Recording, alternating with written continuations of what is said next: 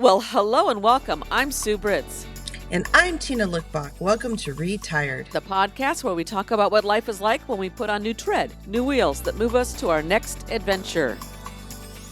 And today we've got one, Sue. Yes, we always do, of course. Today, as we were talking about a couple weeks ago, how impressed and touched and moved we were by Andrea Gibson and watching that wonderful documentary, Come See Me in the Good Light. It had us and look at some of her poetry. And so what I want to do today is read one that really moved me. Now, I'm kind of a little bit leery in reading this only because I haven't practiced it.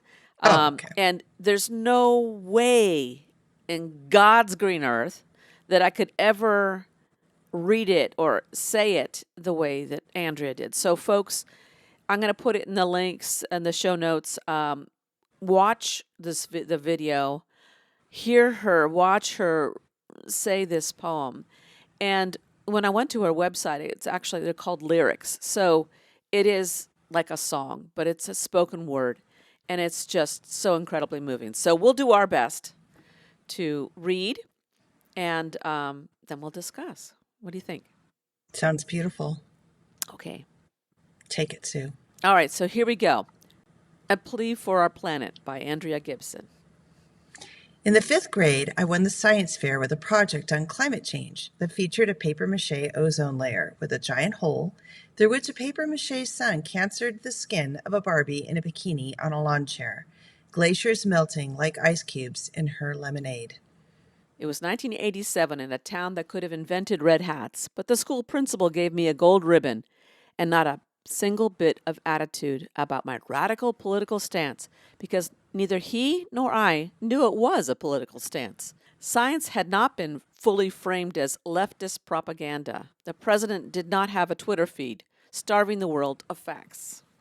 I spent that summer as I had every summer before, racing through the forest behind my house, down the path my father called the old logging road, to a meadow thick with raspberry bushes, whose thorns were my very first heroes, because they did nothing with their life but protect what was sweet. Sundays I went to church, but struggled to call it prayer if it didn't leave grass stains on my knees. Couldn't call it truth if it didn't come with a dare to crawl into the cave by the creek and stay put until somebody counted all the way to 100. As a kid, I thought 100 was the biggest number there was. My mother absolutely blew my mind the day she said 101. 100 and what? Billionaires never grow out of doing that same math with years. Can't conceive of counting past their own lifespans. Believe the world ends the day they do. Why are the keys to our future in the hands of those who have the longest commutes from their heads to their hearts? Whose greed is the smog that keeps us from seeing our own nature and the sweetness we are here to protect? Do you know sometimes when gathering nectar, bees fall asleep in flowers? Do you know fish are so sensitive snowflakes sound like fireworks when they land on the water? Do you know sea otters hold hands when they sleep so they don't drift apart? Do you know whales will follow their injured friends to shore, often taking their own lives so to not let a loved one be alone when he dies? None of this is poetry. It is just the earth being who she is, in spite of us putting barcodes on the sea, in spite of us acting like Edison invented daylight. Dawn presses her blushing face to my window, asks me if I know the records in my record collection look like the insides of a tree. Yes, I say, there is nothing you have ever grown that isn't music. You were the bamboo in Coltrane's saxophone reed, the mulberries that fed the silkworms that made the slippers for the ballet, the pine that built the loom that wove the hemp for Frida Kahlo's canvas, the roses that dyed her paint, hoping her brush could bleed for her body. Who more than the earth has bled for us? How do we not mold our hearts after the first spruce tree, who raised her hand and begged to be cut into piano keys so the elephants can keep their tusks? The earth is the right side of history. Is the canyon my friend ran to when no one else he knew would echo his chosen name back to him? Is the wind that wailed through 1956 Alabama until the poplar trees carved themselves into Dr. King's pulpit? Is the volcano that poured the mercury into the thermometers held under the tongue of Italy Though she knew our fever was why her canals were finally running clear, she took our temperature, told us we were too hot even after we'd spent decades claiming she was not. Our hands held to her burning forehead. We insisted she was fine while wildfires turned redwoods to toothpicks, readying the teeth of our apocalypse. She sent a smoke signal all the way from California. In New York City, ash fell from the sky. Do you know the mountains of California used to look like they'd been set on fire because they were so covered in monarch butterflies? Do you know monarch butterflies migrate 3,000 miles using only the fuel they stored as caterpillars in the cocoon? We need so much less than we take. We owe so much more than we give. Squirrels plant thousands of trees every year just from forgetting where they left their acorns. If we aim to be just half as good as one of the Earth's mistakes, we could turn so much around. Our living would be seed, the future would have roots. We would cast nothing from the garden of itself, and we would make the thorns proud.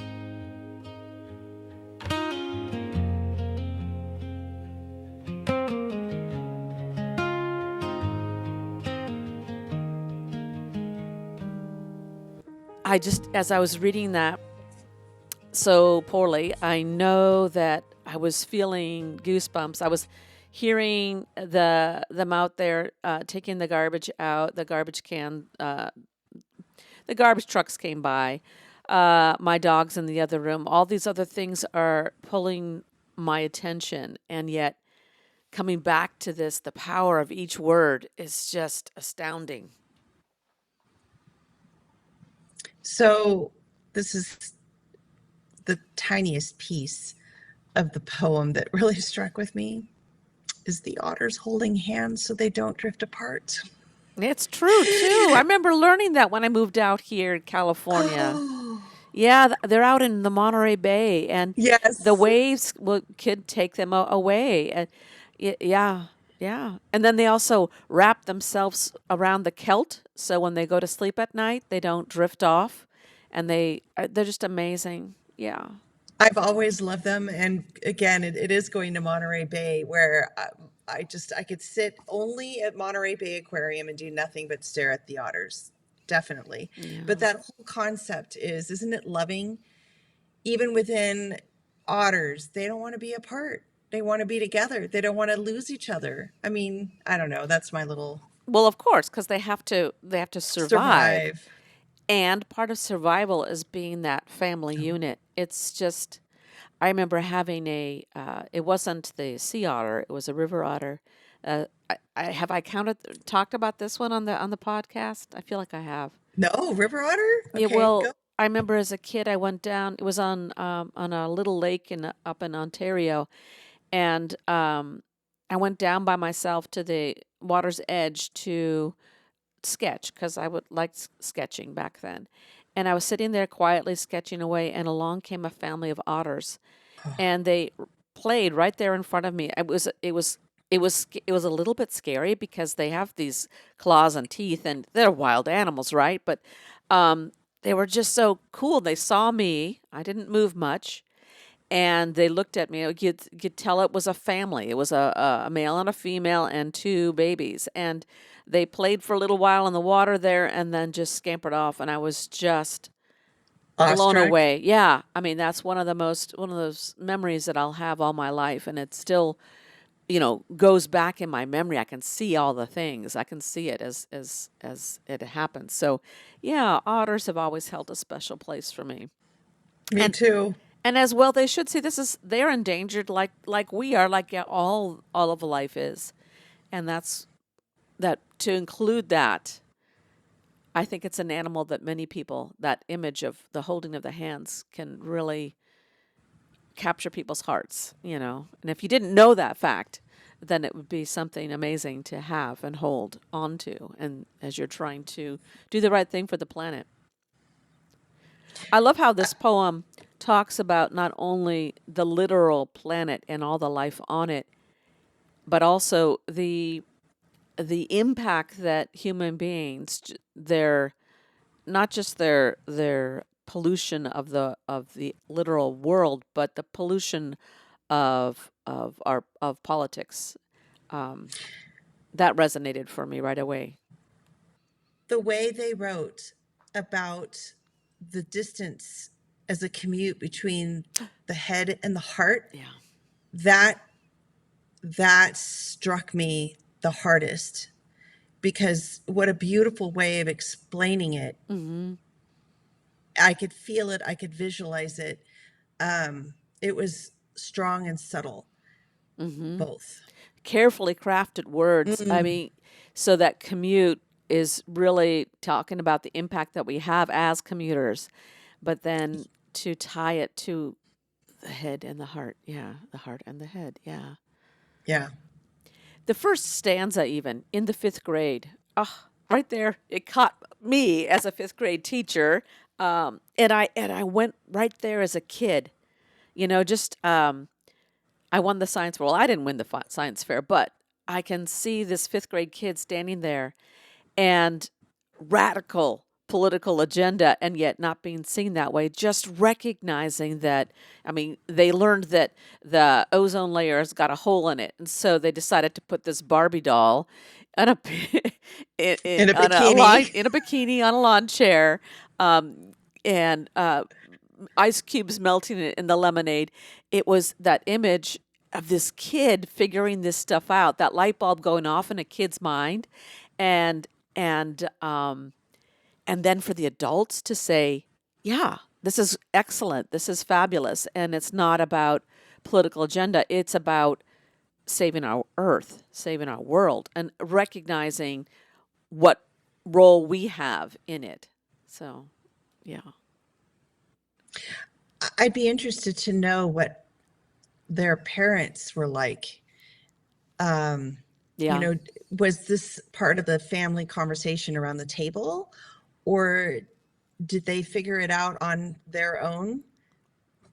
yeah. Did they figure it out on their own by watching TV at that age? Because fifth grade, what, we're 10, 11 years old, and to have already made connections, I just wonder what their uh, exposure to the world was, because clearly in that town it wasn't so open. Yeah. So I would love to know the story of that. As far as I remember, they're from back east, Mm-hmm. in the north, and so maybe I'm wondering if the community was more tied to the changing of the seasons and everything else, and aware of that. But The you're right. I environment. think that the parents had to have something to do with this, either that or amazing. Can you imagine if they figured this out on their own? Which Well, kids, that's what I was excited about. What yeah, if they did? kids can. I mean, Yes. it's Look astounding. at Greta. Yes. I mean, I don't know what her parents are like. What a good soul. I know. What a Yeah. pure soul. And then we go continue in this beautiful poem, spending the summer running through the woods, and then I love this. This is because this is how the poem ends. One of their first heroes was a raspberry bush. I mean, how many kids? They obviously it impacted them. Maybe they didn't have the words for what this meant, but recognizing it as a hero, that it doesn't have to be human, doesn't even have to be an animal. That a raspberry bush whose thorns were my very first heroes, because they did nothing with their life but protect what was sweet. It just gives me goosebumps. I'm wondering if we relate to them so much because we both have had a connection to nature, as you did sketching down by a lake and I went hiking by my creek. Mm-hmm. And the hours I spent just in observation of the ladybugs, of the water insects, of how the world worked. And I even brought it up in my memoir, just like how small we are in relation to it all actually comforted me. So my relation to nature, I think, is also something where I connected with her, and the way she described, the hero, the raspberry bush, the running down into the meadows, the that was a foundation for her too. And maybe it's because the three of us have spent so much time in nature, that's why this spoke to us so deeply. Interesting, because they were up in these woods, and with the changing seasons, I was in Florida as a kid and on the Oh, beach and on the water and spending hours on the water. And then you were in the mountains uh, with changing seasons too. It is amazing, and I think I wonder if today's kids get the opportunities to connect with nature like we used to. I mean, we didn't have technology when I was growing up. There was only black and white TV, and it was a big deal to even have a TV set. And when I was a little kid, and then as I got older, it was then the color. Remember, it was became color. Well, you don't know because you're just I that much do. in. I do know. I had both. I had both. And we didn't we the TV itself turned off at midnight because Oh, the right. programming went off at midnight. It so even with my parents, saying no, you can't watch this much TV. They weren't allowed to watch so many things, and we were really restricted on things before there were studies on what this would do to kids. Even the government, there was no programming after midnight, so we weren't exposed to so much technology. And so what do? You go outside and you play, and there was freedom to go outside and play. And what's outside? Well, nature. I mean, your friends and nature, and you go about doing things and exploring the world. I think our kids today are losing out on a lot of that. Yeah. I I Yeah. just want to cry, and I do actually. And that was one of the problems I had living in the town that we were in together, because there wasn't the freedom to just disappear into the mountains. There were parks, there were busy roads.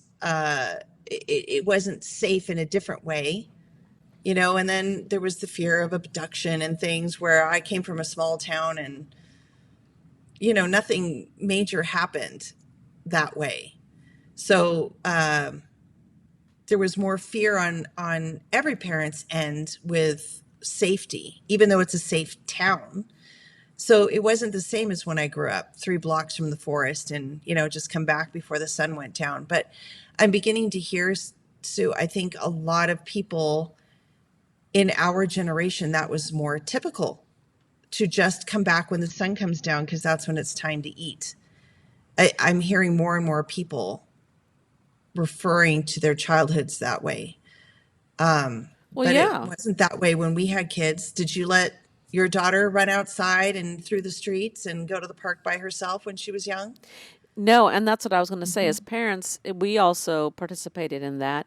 I mean, I know that I made concerted efforts because I enjoyed it myself. I want to show her this world, and take her to animal, have contact with animals and do, yeah, taking her to petting zoo opportunities, going to horrible. See, unenlightened too, like Marine World Africa USA or other zoos, which now I would think, oh my God, what am I doing? And because there weren't these other opportunities to go do things, this was a way to do it. And, in my mind, a zoo was a place of moral salvation for animals that were injured to keep them from being uh, becoming extinct, and yet we know that that's not the case necessarily for most places. And but we would spend time outside, and it wasn't the same freedoms. I mean, she didn't have brothers or sisters to run around with. That's another thing. If you've got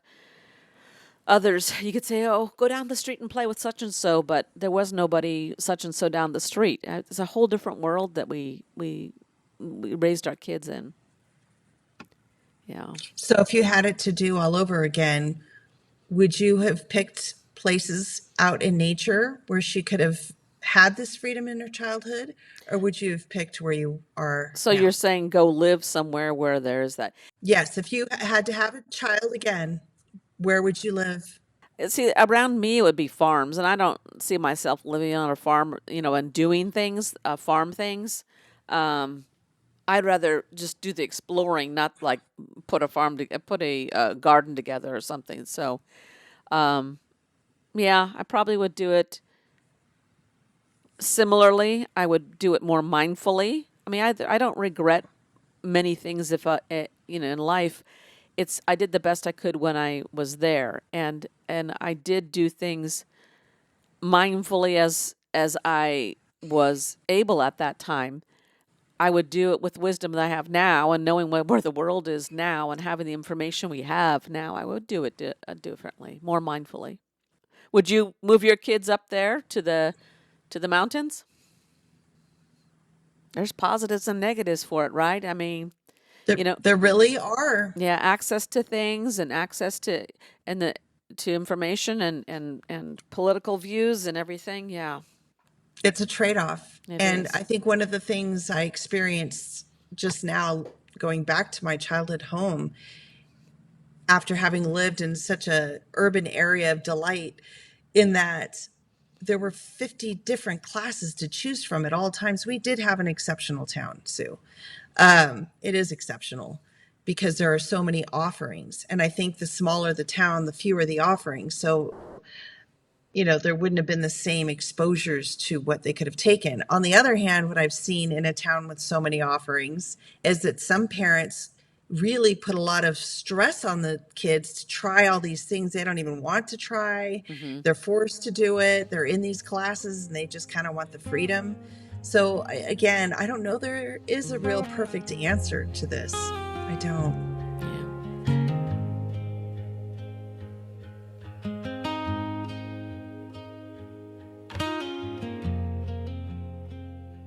Another part of the poem that I can't keep being the political person I am. I can't keep coming back to is like that phrase where they say um, they people who believe that our future, that our life now is in the hands of people who believe the world ends the day they do.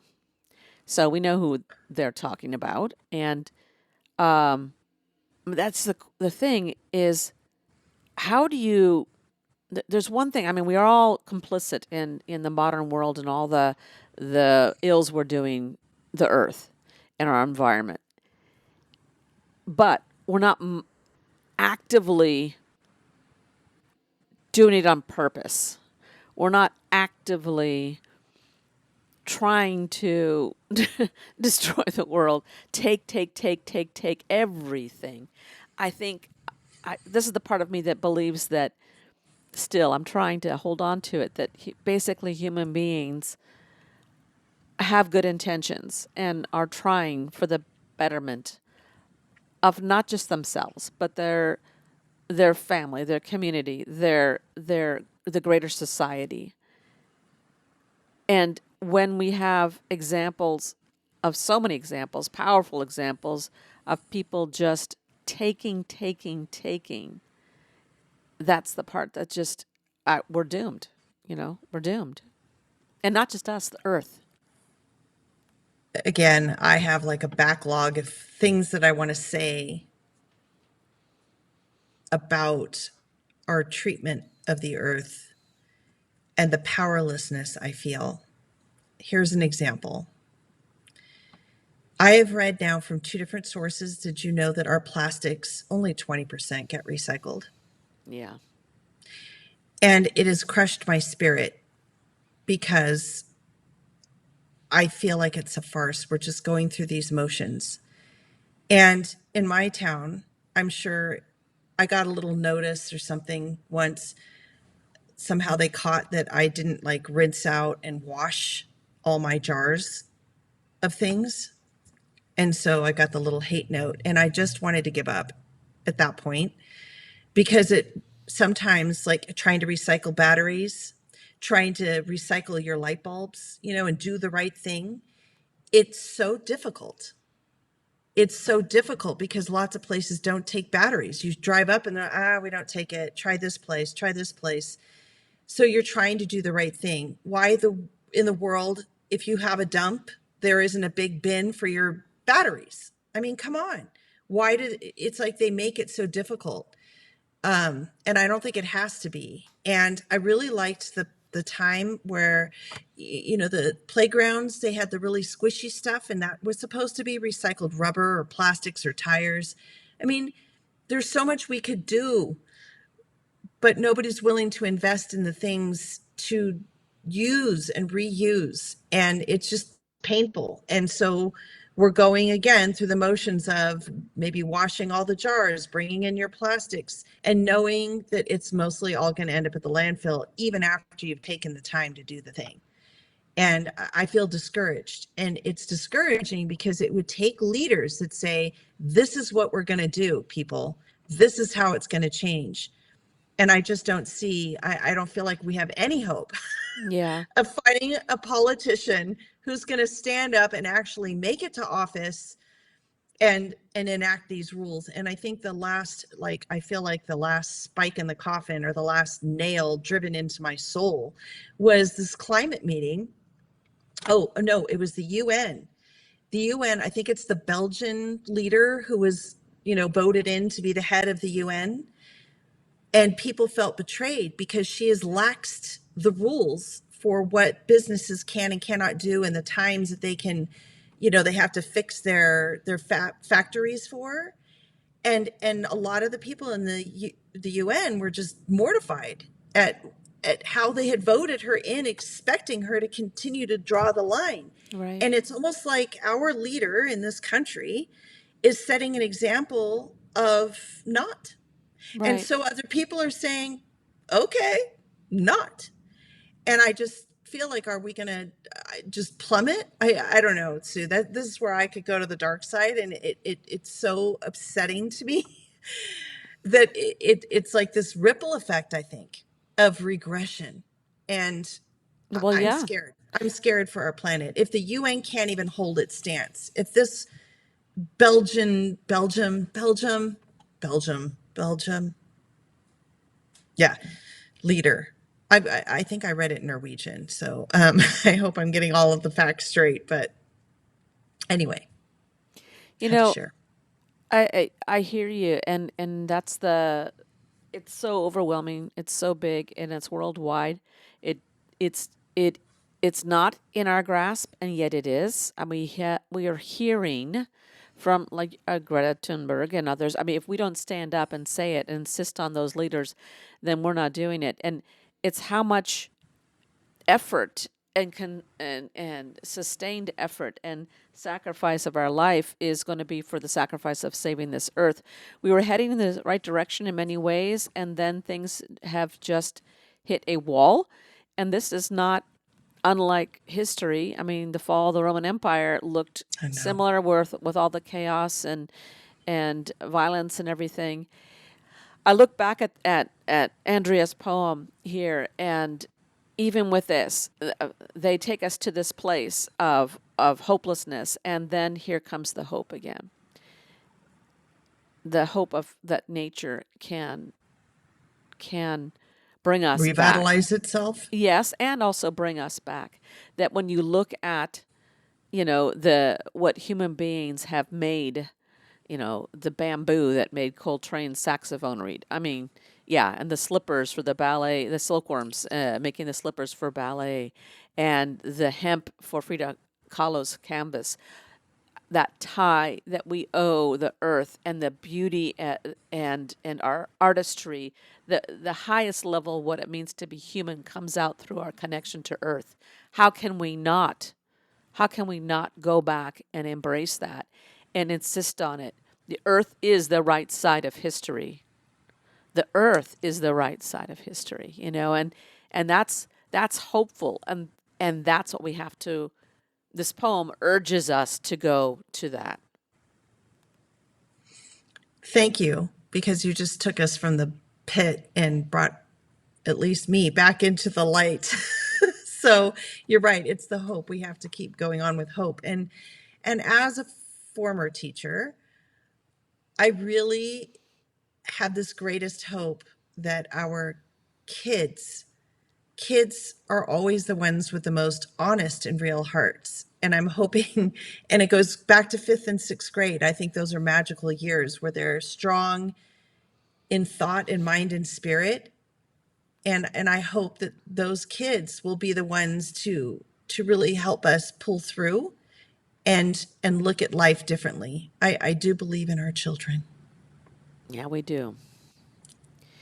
Yeah, we've talked about this before about the different generations and how we're reacting to all of this.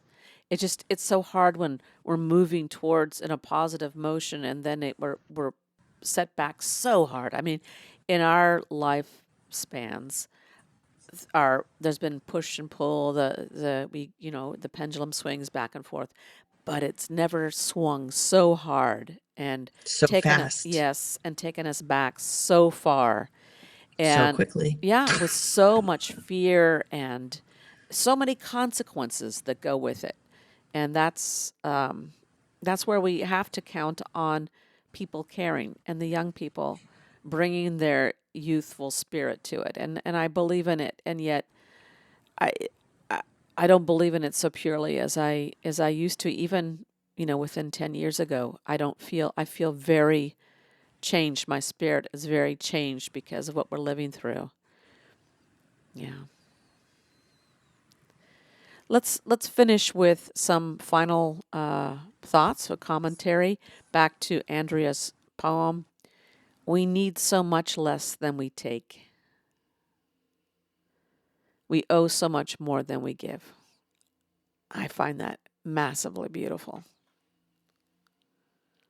If we if we aim to be just half as good as one of Earth's mistakes, we could turn so much around. Our living would be seed, the future would have roots, we would cast nothing from the garden of itself, and we would make the thorns proud. So, hopeful, leaving with hope. I think we should just end with that, Sue.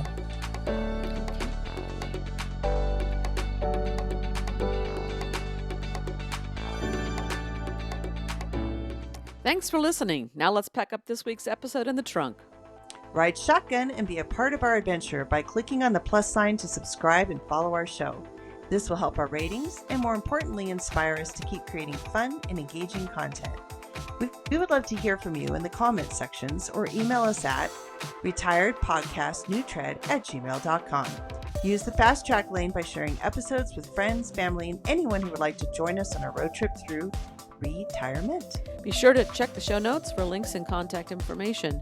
Retired is chauffeured by Sue Britz and Tina Lokkbakk. It is produced, directed, and edited by me, Sue Britz. Music and graphics are by me too. Buckle up and tune in next week so that you won't miss your chance to join our retired road trip.